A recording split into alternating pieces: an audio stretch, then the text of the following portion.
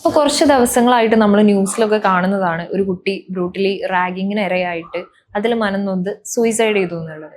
അപ്പോൾ ഈ ഒരു കേസിൽ ഈ കുട്ടികളുടെ ഒരു മെന്റൽ ഹെൽത്തിനെ കുറിച്ച് എന്താണ് ആസ് എ സൈക്കോളജിസ്റ്റ് പറയാനുള്ളത്?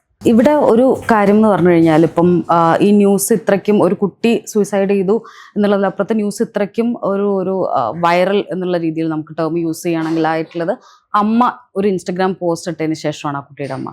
പിന്നെ അത് കഴിഞ്ഞിട്ട് അടുത്ത ദിവസം 2 ദിവസം കഴിഞ്ഞിട്ടാണെന്നുണ്ടെങ്കിൽ സ്കൂൾ വേറൊരു പോസ്റ്റ് ഇടുന്നു എന്നുള്ള രീതിയിൽ. അപ്പം ഇത് ബിക്കംസ് നമ്മളെ ജനറലി നടക്കുന്ന ഒരു നാട്ടിലുള്ള ഒരു ക്രൈം അല്ലെങ്കിൽ ഒരു അൺഫോർച്ചുനേറ്റ് ഇൻസിഡൻറ്റോ കാര്യങ്ങളോ നടക്കുന്ന സമയത്ത് ഉണ്ടാവുന്ന ഒരു മോബ് മെൻറ്റാലിറ്റി എന്നുള്ളൊരു സാധനം ഉണ്ടല്ലോ, അല്ലെങ്കിൽ ഒരു ആൾക്കൂട്ട വിചാരണ എന്നുള്ള രീതിയിലാണ് ഇപ്പം നടന്നുകൊണ്ടിരിക്കുന്നത്. അപ്പം നമുക്കിതിൽ ശരിക്കും പറഞ്ഞു കഴിഞ്ഞാൽ ഒരു അബ്സല്യൂട്ട് ട്രൂത്ത് എന്താണ്, അല്ലെങ്കിൽ ഇതിൽ എന്താ സംഭവിച്ചിട്ടുള്ളത് എന്നുള്ളത് അത് ഇൻവെസ്റ്റിഗേറ്റ് ചെയ്ത് കഴിഞ്ഞാൽ മാത്രം അറിയുന്ന ഒരു കാര്യമാണ്. അപ്പം അതിൽ പക്ഷേ എന്ന് പറഞ്ഞു കഴിഞ്ഞാൽ നമ്മളിപ്പോൾ ഒരുപാട് പേര് ഇപ്പോൾ പല ഒപ്പീനിയൻസും കാര്യങ്ങളും ഒക്കെ കിട്ടിയ ഇൻഫർമേഷൻ വെച്ചിട്ട് നമുക്ക് പല അസംഷൻസും ഉണ്ടാക്കുക എന്നുള്ളതാണ്. നമ്മൾ ആലോചിക്കേണ്ട ഒരു കാര്യം, ഇതെല്ലാം ഒരു 15 വയസ്സുള്ള ഓൾറെഡി മരിച്ചിട്ടുള്ള ആ ഗ്രീഫിലൂടെ പോകുന്ന ഫാമിലിയാണ് കേട്ടോണ്ടിരിക്കുന്നത്. അല്ലെങ്കിൽ അത്രയും പെയിനിലൂടെ കടന്നു പോയിട്ടുള്ള ഒരു 15 വയസ്സുള്ള കുട്ടീനെ പറ്റിയാണ് നമ്മൾ സംസാരിക്കുന്നത് എന്നുള്ളതാണ്. അതിനെപ്പറ്റി നമ്മൾ എത്രത്തോളം സെൻസിറ്റീവ് ആണ്, ആ കുട്ടീനെ പറ്റി നമ്മളിങ്ങനെ എന്തെങ്കിലും ഒരു പാസിംഗ് കമൻറ്റ് പോലെ പറയാൻ പറ്റിയിട്ടുള്ള കാര്യമാണോ? കാരണം ഒരു 15 വയസ്സ് ഒരു ചെറിയ കുട്ടി ചെയ്യുന്ന അല്ലെങ്കിൽ നോർമലൈസ് ഇപ്പം സത്യം പറഞ്ഞാൽ ചെയ്ത് കഴിഞ്ഞു എന്നുള്ളതാണ്. നോർമലൈസ് ആയി ഇപ്പം ചെറിയ കുട്ടികൾ സൂയിസൈഡ് ചെയ്യുന്ന കാര്യങ്ങളൊക്കെ എന്നുള്ളത്. അപ്പം അതൊക്കെ എങ്ങനെ ഈ സ്റ്റേജ് വരെ എത്തിയത് എന്നുള്ളൊരു സാധനം ഉണ്ടല്ലോ. പലപ്പോഴും പറയും ഇപ്പോഴത്തെ കുട്ടികൾക്ക് തീരെ താങ്ങാൻ ശക്തിയില്ല, പെട്ടെന്നാണ് ഇതെല്ലാം ഇതാവുന്നത് എന്നുള്ള രീതിയിൽ ക്രിട്ടിക്കലായിട്ടും അങ്ങനെ ഒരു നെഗറ്റീവ് ക്രിറ്റിസിസം എന്നുള്ള രീതിയിലും പറയാറുണ്ട്. പക്ഷെ അവിടെ ഒരു കാര്യം, ഒരു ആർഗ്യുമെന്റ് എന്നുള്ള രീതിയിൽ പറയാനുള്ളത്, ഈ കുട്ടികൾ ഇങ്ങനെ ആവുന്നുണ്ട് അല്ലെങ്കിൽ വൾണറബിൾ ആവുന്നുണ്ട് എന്നുണ്ടെങ്കിൽ അതിൽ മുന്നത്തെ ജനറേഷനും അതിൽ പാട്ടാണ് എന്നുള്ളൊരു കാര്യമാണ്. അത് എവിടേക്കോ നമ്മൾ ചെയ്തിട്ടുള്ള അല്ലെങ്കിൽ നമ്മൾ അതിൻ്റെ ആക്യുറേറ്റ് ആയിട്ടുള്ള പ്രിവെന്റീവ് മെഷേഴ്സോ കാര്യങ്ങളോ ചെയ്യാത്തത് കൊണ്ടും കൂടിയാണ്. അല്ലെങ്കിൽ ഇപ്പം ഓക്കെ, സ്കൂളുകൾ പലരും മുന്നേ പഠിച്ച 2 സ്കൂളുകളും ഒക്കെ ഇങ്ങനെ വ്യത്യസ്തമായിട്ടുള്ള ആർഗ്യുമെന്റ്സ് ആയിട്ട് വന്നിട്ടുണ്ട് ഇപ്പം. അപ്പം എന്തുകൊണ്ട് ഇത് അഡ്രസ്സ് ചെയ്ത രീതിയിലോ ഒരു ട്രാൻസ്പെറൻസിയോ ഇല്ല, അല്ലെങ്കിൽ എന്താണ് ആക്ച്വലി സംഭവിച്ചെന്നുള്ളത് ഒരു മീഡിയയിൽ വിചാരണ ചെയ്യുക എന്നുള്ളതിനെക്കാട്ടും കൂടുതൽ ഒരു ചെറിയ കുട്ടിയുടെ ഇൻസിഡന്റ് ആണ് എന്നുള്ളൊരു സെൻസിറ്റിവിറ്റി എന്നുള്ളൊരു കാര്യമുണ്ട് ഇവിടെ. അപ്പം ആ കുട്ടി ഇപ്പം ഇന്ത്യയിലെ ഒരു മെന്റൽ ഹെൽത്ത്, കേരളത്തിലെ തന്നെ മെന്റൽ ഹെൽത്ത് റിലേറ്റഡ് ആയിട്ടുള്ള ഒരു സർവേ പറയുന്നതെന്ന് പറഞ്ഞു കഴിഞ്ഞാൽ 5 പേരിൽ ഒരാള് അവരുടെ ചൈൽഡ്ഹുഡിലും അഡോളസൻസിലും ആയിട്ട് ആങ്സൈറ്റി അല്ലെങ്കിൽ ഡിപ്രഷൻ തുടങ്ങിയ മെന്റൽ ഹെൽത്ത് ഇഷ്യൂസ് സഫർ ചെയ്യുന്നുണ്ട് എന്നുള്ളതാണ്. അപ്പം 5 പേരിൽ ഒരാൾ എന്ന് പറയുമ്പോൾ ഒന്ന് ആലോചിക്കും, ഒരു സ്കൂളിൽ 500 കുട്ടികളുണ്ടെങ്കിൽ അതിൽ 100 പേർക്ക് പ്രശ്നമുണ്ട്, അല്ലെങ്കിൽ അതാണ് അതിൻ്റെ ഒരു സ്റ്റാറ്റിസ്റ്റിക്സ് എന്ന് പറയുന്ന ഒരു സാധനം. അപ്പം അങ്ങനെ നോക്കുന്ന സമയത്ത് എത്രത്തോളം കുട്ടികൾക്ക് ഈ പ്രശ്നം ഉണ്ട് എന്നുള്ളത് നോക്കണം. എങ്ങനെയാണ് ഇത്രയും പ്രശ്നം ആവുന്നത്, കുട്ടികൾക്കൊക്കെ ഇത്രയ്ക്കും സഫക്കേഷൻ ഉണ്ടാവുന്നത്? അപ്പം എന്തുകൊണ്ടാണ് ഇപ്പം അവർക്കൊരു ബുദ്ധിമുട്ട് ഉണ്ടായി എന്ന് വിചാരിക്കുക, അത് എന്തുകൊണ്ടാണ് പേരൻസിന് പ്രോപ്പറായിട്ട് ഡീൽ ചെയ്യാൻ പറ്റാത്തത്, അല്ലെങ്കിൽ ടീച്ചേഴ്സിന് ഡീൽ ചെയ്യാൻ പറ്റാത്തത്? നമ്മൾ ഡിഫിക്കൽട്ട് കോൺവെർസേഷൻസിന് സ്പേസ് കൊടുക്കുന്നുണ്ടോ വീട്ടിലും സ്കൂളിലും എന്നുള്ളതാണ്. കാരണം അൺഫോർച്ചുനേറ്റ് ആയിട്ടുള്ള ബുദ്ധിമുട്ടുള്ള പല കാര്യങ്ങളും സംഭവിക്കുന്നുണ്ട്, സ്കൂളിലാണെങ്കിലും ഒക്കെ സംഭവിക്കുന്നുണ്ട്. പക്ഷെ നമുക്ക് എത്രത്തോളം സ്പേസ് ഉണ്ട് അതിനെപ്പറ്റി ഹെൽത്തി ആയിട്ട് വീട്ടിൽ പറയാൻ വേണ്ടിയിട്ട്? കാരണം പറഞ്ഞു കഴിഞ്ഞു കഴിഞ്ഞാൽ ബ്ലെയിം ചെയ്യപ്പെടുമോ, ഹെൽപ്ലെസ് ആവുമോ, അല്ലെങ്കിൽ പ്രതികാരം വീട്ടോ വേറെ ആരെങ്കിലും? കാരണം പലപ്പോഴും ഇതൊക്കെ ബ്ലാക്ക് മെയിൽ ചെയ്തിട്ടും ഒക്കെ ആയിരിക്കും ഇങ്ങനത്തെ പല ഇൻസിഡൻസും നടക്കുന്നത്. അപ്പം ഒരു സേഫ് സ്പേസ് എന്ന് പറഞ്ഞിട്ടുള്ള ഫീലിംഗ് ഈ കുട്ടികൾക്ക് ഉണ്ടോ? അത് ചിലപ്പം എൽഡർലി പാരൻസിൻ്റെ അടുത്തായിരിക്കാം, ടീച്ചേഴ്സിൻ്റെ അടുത്തായിരിക്കാം, എവിടെ നിന്നാണെന്നുണ്ടെങ്കിലും അവരുടെ ഒരു എക്കോസിസ്റ്റത്തിൽ അവർക്കൊരു സേഫ് സ്പേസ് ഉണ്ടോ എന്നുള്ളത് ചെക്ക് ചെയ്യേണ്ടത് എൽഡേഴ്സിൻ്റെ തന്നെ ഉത്തരവാദിത്വമാണ്. പിന്നെ ഞാൻ നേരത്തെ സൂചിപ്പിച്ച പോലെ തന്നെ ഇപ്പോൾ സ്കൂൾ കൗൺസിലേഴ്സും കാര്യങ്ങളും ഉണ്ടെന്നുണ്ടെങ്കിൽ അതിപ്പോൾ പറഞ്ഞിട്ടുണ്ട്, അല്ലെങ്കിൽ അത് ഡീൽ ചെയ്യേണ്ട ആൾക്കാർ നേരെ പോയി പ്രിൻസിപ്പൾ അടുത്തോ അങ്ങനെ പോയിട്ട് ചെയ്തിട്ട് ഇപ്പോൾ സസ്പെൻഡ് ചെയ്യുക അല്ലെങ്കിൽ എക്സ്പെൽ ചെയ്യുക എന്നുള്ളതിനെക്കാട്ടും കൂടുതൽ എന്താണ് കറക്റ്റീവ് മെഷറായിട്ട്? കാരണം ഇത് വലിയ കുട്ടികൾ, അഡൽട്ട് 18+ പോലും ആയിട്ടില്ല, അഡൽട്ട് എന്ന് വിളിക്കാൻ പോലും ആയിട്ടില്ല. അപ്പം അത്ര ചെറിയ കുട്ടികൾക്ക് പണിഷ്മെന്റ് കൊടുക്കുന്ന രീതി എങ്ങനെയാണ് ഒരു സിസ്റ്റത്തിൽ വരുന്നത് എന്നുള്ളതും, ഇതിനൊരു ഗവൺമെന്റ് റെഗുലേഷൻ ഉണ്ടോ, ഉണ്ടെങ്കിൽ അതെങ്ങനെയാണ് ഫോളോ ചെയ്യാൻ പറ്റുക എന്നുള്ള കാര്യങ്ങളൊക്കെ നമുക്ക് ഇൻഡെപ്ത് ആയിട്ട് തന്നെ ഇതിനെപ്പറ്റി ഇപ്പം ഒരു പാരന്റിങ് എന്ന് പറഞ്ഞു കഴിഞ്ഞാൽ ഒരു എല്ലാവരും ചെയ്യുന്നു, അതൊരു സ്വാഭാവികമായിട്ടുള്ള പ്രോസസ്സാണ് എന്നുള്ളത് പോലെ റിപ്രൊഡക്ഷൻ എന്നുള്ളൊരു കാര്യം നടക്കുന്നതിന് പകരം കോൺഷ്യസ് ആയിട്ട് ഒരു പേരന്റ് ആവാനുള്ള മെന്റലി, ഫിസിക്കലി, സോഷ്യലി, ഫിനാൻഷ്യലി ഒക്കെ ഹെൽത്ത് പേരൻസിന് ഉണ്ടോ എന്ന് നോക്കിയതിന് ശേഷം മാത്രം ഒരു കുട്ടീനെ ആ ഒരു സിറ്റുവേഷനിലേക്ക് കൊണ്ടുവരുത്തുക. അല്ലെങ്കിൽ വീണ്ടും കുട്ടികൾ ഉണ്ടാവുന്നുണ്ടെന്നുണ്ടെങ്കിൽ can they actually take care of them, അതിനുള്ള റിസോഴ്സസും അത് എഫോർഡ് ചെയ്യാനുള്ള എല്ലാ സിറ്റുവേഷൻസും അവർക്ക് ഉണ്ടോ, അല്ലെങ്കിൽ അവർക്ക് ഇമോഷണൽ നീഡ് ഉണ്ടോ, അങ്ങനെ ഒരു ഇത് അവർക്ക് ഇമോഷണലി സ്റ്റേബിൾ ആണോ ഒരു കുട്ടീനെ അപ്ബ്രിങ്ങിങ് ചെയ്യാനെന്നുള്ള കാര്യങ്ങളൊക്കെ നമുക്ക് ചെക്ക് ചെയ്യേണ്ടതുണ്ട്. അപ്പം അതൊന്നും നോക്കാതെ, അല്ലെങ്കിൽ ഇത് ഈ കുട്ടിയുടെ കേസിലേ അല്ല ഞാൻ പറയുന്നത്, ഇത് ജനറലി ചിൽഡ്രൻ എന്നുള്ള ഒരു കാര്യത്തിലാണ് പറയുന്നത്. അപ്പം അങ്ങനെ അപ്രോച്ച് ചെയ്യുന്ന സമയത്തൊക്കെ കുട്ടികൾക്ക് ഇത്തരത്തിലുള്ള പല മെന്റൽ ഹെൽത്ത് ഇഷ്യൂസും ഉണ്ട്.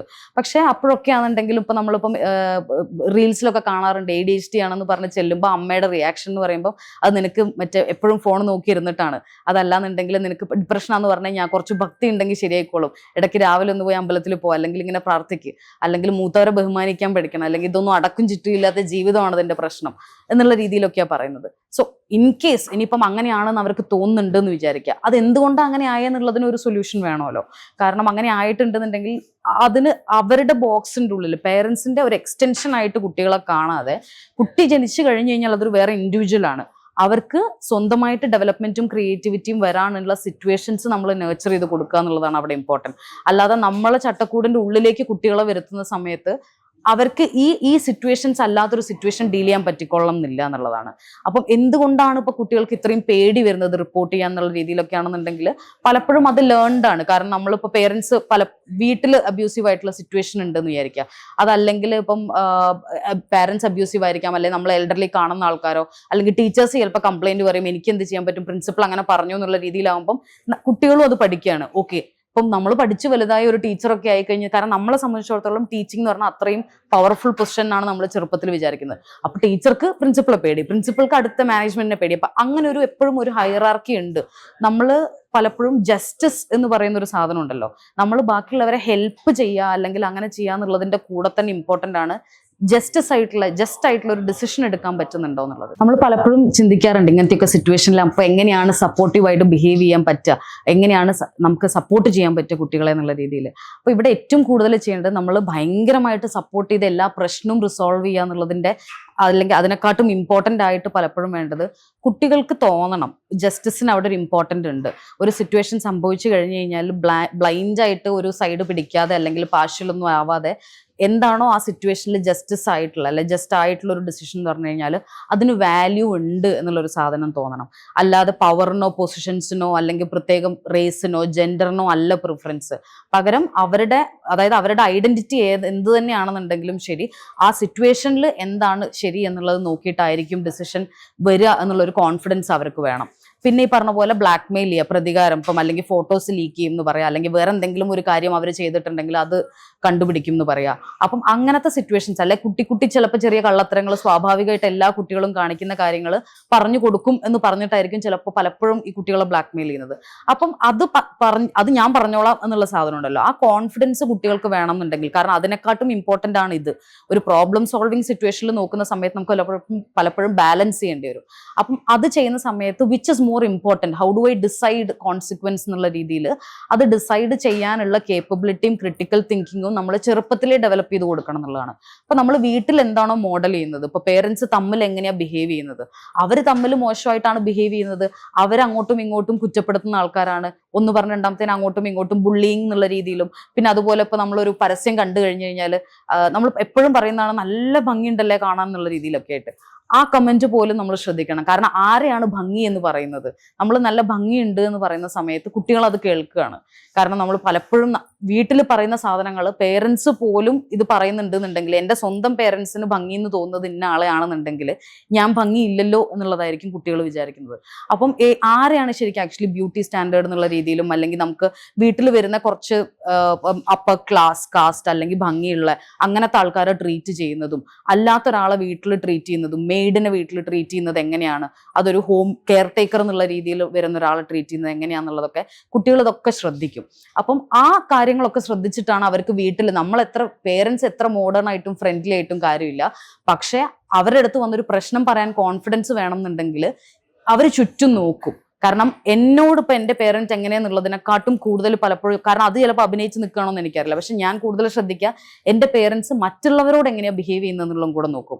ഒരു പ്രശ്നം പറഞ്ഞു വരുന്നത്, അല്ലെങ്കിൽ വീട്ടിൽ വരുന്ന ജോലിക്ക് വരുന്ന ഒരാളോട്, വീട്ടിലൊരു പെയിന്റ് അടിക്കാൻ വന്നിട്ടുള്ള ഒരാളുണ്ടെന്ന് വിചാരിക്കുക, അല്ലെങ്കിൽ പല ജോലിയും ചെയ്യുന്ന, ഞാനിപ്പോൾ ബസ്സിൽ യാത്ര ചെയ്യുകയാണെന്നുണ്ടെങ്കിൽ അതിൽ വെറുതെ നമുക്ക് ആരാന്ന് പോലും അറിയാത്തൊരു സ്ട്രേഞ്ചറിനോട് എങ്ങനെയാ ബിഹേവ് ചെയ്യുക. കാരണം അതനുസരിച്ചിരിക്കും അവർ പറയുന്ന പ്രശ്നത്തിന് ഭയങ്കര ദേഷ്യം പിടിച്ച്, അല്ലെങ്കിൽ ഇപ്പം അയാൾ എന്തെങ്കിലും പറഞ്ഞതെന്നൊക്കെ ഭയങ്കര ബുള്ളി ചെയ്യുന്ന കൈൻഡ് ഓഫ്, അല്ലെങ്കിൽ സ്വെയർ വേർഡ്സ് യൂസ് ചെയ്യുന്ന ഒരു പേരൻസ് ആണെങ്കിൽ നാളെ ഒരു കുട്ടിക്ക് ഒരു പ്രശ്നം വന്നു കഴിഞ്ഞാൽ എത്ര ഫ്രണ്ട്ലി ആണ് സപ്പോർട്ടീവ് ആണെന്ന് പറഞ്ഞിട്ടും കാര്യമില്ല, അവർക്കത് തുറന്ന് പറയാനുള്ള ധൈര്യം ഉണ്ടാവില്ല. കാരണം അതുപോലെ ആയിരിക്കുമല്ലോ എന്നെയും കാണുക എന്നുള്ളതായിരിക്കും. അപ്പം അങ്ങനെ ഒരു എൻവയോൺമെന്റ് ഉണ്ടാക്കുക എന്നുള്ളതാണ് ഇൻക്ലൂസീവ് ആയിട്ടുള്ള, എല്ലാവരെയും ഒരു ഈക്വലി എന്നുള്ള രീതിയിൽ കാണുന്ന ഒരു എൻവയോൺമെന്റ് ഉണ്ടാക്കുക എന്നുള്ളതാണ് ഏറ്റവും കൂടുതൽ പേരൻസ് ചെയ്യേണ്ട ഒരു കാര്യം ഇങ്ങനത്തെ തരത്തിലുള്ള സിറ്റുവേഷൻസ് വരുമ്പം എന്നുള്ളതാണ്.